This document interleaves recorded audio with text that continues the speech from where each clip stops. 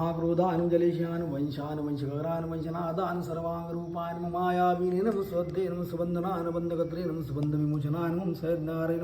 सकामारेण महादंष्टान् महायुधान् बहुधान् नितान् पितामहान् मनदान् अमरेशान् सुरारिघ्निर्मनिलाभान् चेकितानान् अजयकपदेनं त्रिशङ्कवेनं अजितान् धन्वन्तरेणं धूमकेतवेनं स्कन्दान् विश्वनान् धात्रेनं शक्रान् विष्णवेनं मित्रान् दृष्टेनं द्वारान् प्रभावान् सर्वाङ्गाय वायवेर्मार्यन्वेनं सवित्रेनं रवैनं उषङ्गवेनं विधात्रेनं मान्धात्रेनं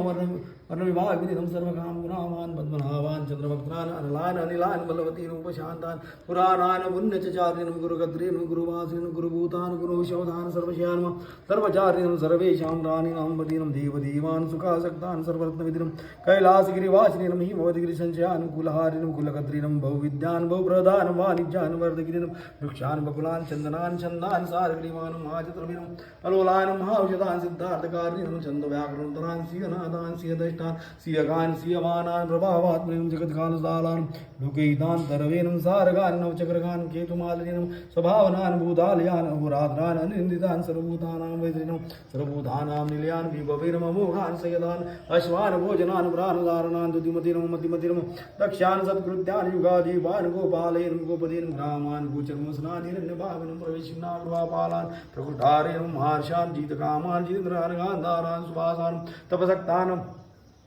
रथैः